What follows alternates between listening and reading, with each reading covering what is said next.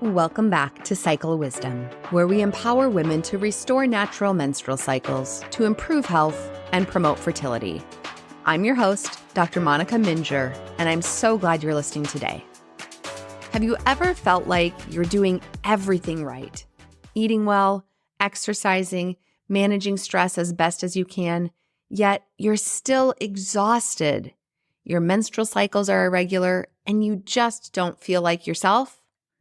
Maybe you've been told that your labs are normal, but you know that something is off. You are not lazy, crazy, or making it up. What if the problem isn't just in your ovaries or your thyroid, but in the very system your body uses to respond to stress, your adrenal glands? Today, we're diving into how adrenal health plays a critical role in women's health, fertility, and overall well-being. And we'll get started with Rachel's story, a story about a teacher whose burnout and cycle problems were more than just stress. They were a sign that her body needed help. You're going to want to hear how we worked together. So let's get started. Rachel came to us as a 36-year-old full-time teacher. She's the mom of 2 young kids who were very active, and she was a former runner herself. Rachel came to our clinic after months of debilitating fatigue. She had trouble getting out of bed in the morning, had some brain fog that made it difficult to focus on her students during the day. She had irregular cycles and a complete loss of libido. She had been to 3 different doctors who all told her she just needed to decrease her stress levels, or she was probably perimenopausal, or the worst of all, this is probably just normal mom life. Rachel cried during her intake visit and said, "I feel like a shell of myself. I used to thrive on my schedule, and now I'm barely making it through the day, much less feeling like I have anything to give to my family." We started off, as always, with getting Rachel started on charting her cycles, and then ordering labs that were timed to her cycle. Her initial testing revealed low morning cortisol levels, imbalance in her DHEA levels, low progesterone, as well as decreased levels on multiple other things that come after DHEA. Rachel wasn't perimenopausal. Her adrenals were overworked and depleted. We worked together over the course of the next few months to adjust her nutrition to support adrenal repair. We overhauled her sleep hygiene schedule and continued to have her tracking her cycle to monitor the hormone shifts that take place. We worked on some supplements as well as prescription strength medications to help support that adrenal function and slowly reintroduced some gentle movement activity. We also got her working with one of our health coaches for weekly check-ins to work through how to reduce stress in a meaningful way. After about 5 or 6 months, Rachel realized that her cycles had been more normal. She reported her energy levels had improved and her moods had stabilized, and she was even able to go on a weekend hiking trip with her family without crashing. She said to us at her follow-up, "I didn't realize how bad it had gotten, and now I feel like I'm actually living again."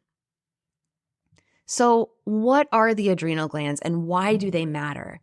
Now, most people have heard about cortisol, and we know that it can be a stress response, but many people don't realize where cortisol comes from and how it plays a role in our body. So put in the most simple matter, let's start with your adrenal glands. Your adrenal glands are located right above your kidneys. You have 2 of them, located in the mid-upper part of your back. The adrenal glands are responsible for many different functions in your body, but primarily responsible for regulating your blood pressure, regulating your metabolism, your stress response, as well as hormone production. Now, the 2 main hormones that we talk about that are produced and managed by the adrenal glands are going to be cortisol, like we mentioned, that primary stress hormone that most of us think about, and DHEA, which is dihydroepiandrosterone. Now, DHEA and cortisol work hand in hand in order to respond to stress and to create additional hormones.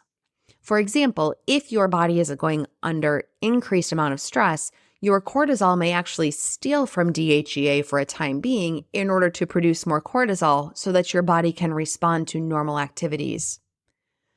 Adrenals communicate with your hypothalamus and your pituitary gland as well, which are both located in your brain. And so we have this trifecta. It's called the hypothalamic pituitary adrenal axis. And these three main areas in our body regulate many of the hormones that go on a regular basis for general functioning. Now, if this system is not working well, it can create dysregulation. And we sometimes will refer to that as adrenal fatigue or adrenal insufficiency, depending upon the severity. We see that when your adrenal glands are not working well, it can cause cortisol dysregulation. And as you've heard me refer to in other podcast episodes, if cortisol is not going well, it can hijack all of the other hormones. And so this can lead to things like irregular cycles, low progesterone, anxiety, mood swings, and troubles as well with fertility struggles and thyroid dysfunction. So the adrenal glands are really crucial as far as monitoring and managing many of the hormones that are produced in your body, but also in regulating how our bodies respond to stress. So what are some common symptoms that we see with adrenal function? The most common things, unfortunately, can be kind of nondescript. So fatigue is a common sign that we'll see with adrenal dysfunction. So maybe you're sleeping well at night, but you wake up in the morning and you're still just exhausted. This can be a sign of adrenal dysfunction. Energy crashes in the afternoon. So maybe you go along throughout the morning okay, but you find that in the middle of the afternoon, you just hit a wall. Now, this can also be a symptom of thyroid dysfunction. So it's really important to understand not only how the adrenal glands and the thyroid can work together, but how there can be a lot of overlap with symptoms. And so this is why it's really important to know what it is that we're looking for and cover all of our bases. Other signs specific to menstrual cycle can include an increase in PMS symptoms or irregular periods, which is oftentimes happening if you are not ovulating. Other generalized symptoms can include salt cravings or feeling like you're lightheaded or having a hard time with regulating your blood pressure or blood sugar. Adrenal dysfunction can also cause unexplained weight gain, weight loss, decreased libido, and sometimes feeling dysregulated, like you're tired, but you still have a bunch of energy. So it can be really nondescript. It can be very generalized. But when we start to put all of the symptoms together and then add that to lab testing, that's where we're able to differentiate and say, hey, this is an adrenal problem, not something else. So what does adrenal health testing look like? Primarily in our practice, we're looking at cortisol testing in particular. And specifically, we're interested in testing that morning cortisol. We typically should see that levels should spike a bit in the morning to get you up and kicking. So checking that morning cortisol lab test is important.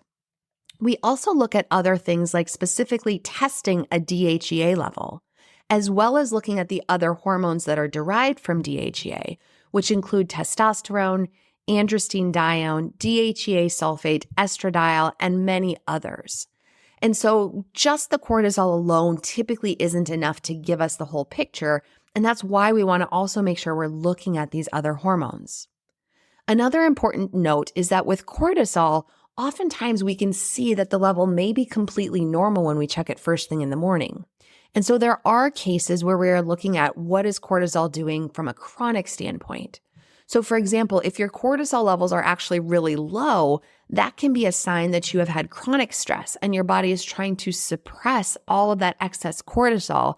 And oftentimes we'll see a very low cortisol level. If your cortisol level is really high when it's tested, that may be an acute stressor. So for example, maybe you got into a car wreck on the way getting your labs drawn, or maybe you had a really frantic morning. These things can impact cortisol, and so cortisol testing can be a little bit tricky. There are sometimes individuals that will come in and they will say, hey, I've had this saliva testing done, looking at my cortisol levels at multiple times throughout the day. And the tough thing with salivary levels is that it's a little challenging to get an accurate sense on that because you're having to test multiple times a day. And there's not great cutoffs to know how does that correlate well with what's going on from a lab test. So I will admit that cortisol testing in and of itself can be really tricky, But this is, again, one of those important reasons that we look at not only what do the labs point to, but also what are your symptoms and looking at that whole big picture. So if we've identified that you have some adrenal dysfunction or adrenal insufficiency, what are the ways that we can help to improve that? Certainly, there are some different situations where supplements may be beneficial, but really we're looking long-term to fix the underlying causes and really work towards lifestyle changes that help to improve your overall adrenal health as well as to positively impact your overall stress levels. So the number one thing that we always talk about is regulating your daily sleep routine. It's important as much as possible to try and go to bed and wake up at about the same time each day, even on the weekends. Now, I know this can be tricky, and oftentimes people get into a bad habit of sleeping well during the week, and then they say, oh, I've earned it. I get to stay up later on the weekends. Or maybe you burn the midnight oil and really get into that book, or going out with friends in the evenings on the weekends. And this can really do a number on your adrenal glands.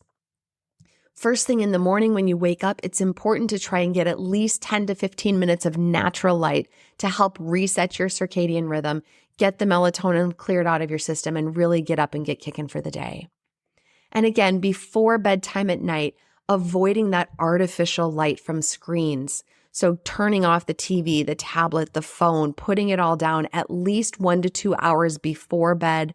Or if you absolutely have to be on a screen for work or some other reason, to use blue light blocking glasses. This will help your body to trigger melatonin at an appropriate time so that you can fall asleep and hit REM sleep faster. Another important piece that we pay attention to when trying to correct underlying adrenal insufficiency is making sure that we're getting adequate nutrition. One of the best ways to do this is to make sure that you're eating regular meals that have an appropriate amount of protein, healthy fat, and fiber in every meal to prevent blood sugar crashes. I commonly see people come to me that are stressed out and they don't have enough time to eat, and so they oftentimes are skipping meals or sometimes living off of caffeine or those quick sugars or carbohydrates in order to give them the pick-me-up. Cortisol will oftentimes be spiked by eating those carbohydrates, and then you can have another sugar crash when it's too high and then the blood sugar drops too low again. So making sure that we have that balance throughout the day is really helpful. Again, that's another point as far as caffeine, is that too much caffeine can mimic or worsen stress. So as much as I hate to say it and as much as people hate me saying it, we recommend trying to cut back to 1 cup per day or less on the caffeine. Other things that you can do to help with maintaining general good nervous system regulation include breath work. So a lot of people will say, well, take some deep breaths. But what does that actually look like? So one of my favorite techniques to talk about is box breathing, which means that you breathe in for a certain amount of time and then you breathe out, and then you breathe in and then you breathe out. And as you're doing this, you can take your finger and you can trace the shape of what a box would look like, or just picture that in your head. Another one that's actually been studied is they call it 4-7-8 breathing, which means you breathe in for 4 seconds, you hold the breath for 7 seconds, and then you exhale for 8 seconds. And doing this over the course of a couple of minutes can actually create a noticeable decline in your cortisol levels. So breath work is not just about take a breath and take some deep breaths and work through it, but really finding ways to use that breath in a meaningful way in order to drive cortisol levels down. 5 to 10 minutes of daily mindfulness or meditation or quiet time has also been shown to lower cortisol levels. So whatever that looks like for you, whether that's first thing in the morning, whether that's in the middle of your busy day, or when you're trying to wind down for bedtime, but having just that quiet time to think and to be mindful, to journal, to write out gratitudes, to pray, to meditate, to think on what happened throughout my day, whatever that looks like. And then the last one that's really interesting is trying to activate your vagus nerve. So your vagus nerve is responsible for helping to reduce stress load. And so ways that you can activate this vagus nerve, which runs through your neck, are going to include things that are going to help bring vibration into that area. So think about things like humming or gargling or singing. All of these things can help to stimulate the vagus nerve and reduce your stress load. If you're going to exercise, we want you to make sure that you're moving gently, not overdoing it. Intense exercise like long cardio sessions or fast-paced, high-intensity interval training can actually increase cortisol if your body is already depleted. So instead, we recommend gentle movement, things like walking, Pilates, yoga, strength training. Jogging is okay as long as it's not increasing your heart rate for too much for too long. So ideally focusing on when can I get that gentle movement in on a regular basis, again, aiming for about 30 minutes per day, 5 days per week. And also making sure that you build in time for rest. Setting boundaries and intentionally resting is so important to helping to restore your adrenal function. So practice saying no, and no is okay. And one of my business mentors says, no is a full sentence, and that is okay. Schedule some time in your calendar for intentional rest time or downtime. Schedule it just like you would schedule an appointment, and be diligent about making sure that nothing else gets plugged in there. Your nervous system needs time and needs space in order to heal. And most importantly, work together with a healthcare professional who understands the hypothalamic pituitary adrenal axis dysfunction and can assess cortisol patterns through lab testing, through symptom evaluation, and understanding how that plays a role with the other hormones that are in your body. It's also important to make sure that you are addressing other underlying causes that could mimic adrenal dysfunction, like thyroid dysfunction, nutrient depletion, inflammation, or other hormone abnormalities. Again, remember that your adrenals are central to creating a balance with what goes on with all of the rest of your hormones. And restoring adrenal function can restore not only your cycle health and fertility, but also your energy and your overall health. You don't need to feel burned out to the point of collapse before you seek help. It's not just stress. It's a real physiologic issue that has real solutions. So if you're listening to this episode and you're feeling like Rachel, burned out, exhausted, wondering why your labs were all normal when nothing feels normal, please know it's not all in your head. Your story matters, your health matters, and your symptoms deserve real answers.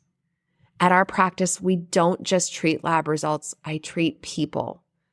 We do this through a root cause restorative approach to help women uncover what's actually going on with their hormones, adrenal function, and overall health. Imagine if you could finally wake up with energy again, feel like yourself in your own body, and get a plan that actually works with your physiology, not against it. That's what I help women and couples do every day, and I would love to help you too. You're not alone, and there is a better way forward. If you're ready to work with our elite team of healthcare professionals, go to our website, radiantclinic.com, to schedule a free discovery call with me and learn more about our package-based pricing for comprehensive care. We are currently able to see people for in-person appointments in the Cedar Rapids, Iowa area, or can arrange for a telehealth visit if you live in many different states. Check out our website to see where we are currently able to offer medical services. And if your state isn't on our list, no problem. Get in touch with us and we'll see if that's something that we can add on to be able to care for you. Thank you so much for listening to this episode. Please share this podcast with someone in your life who would benefit from our services. Remember to subscribe to this podcast for more empowering content that I look forward to sharing with you on our next episode of Cycle Wisdom.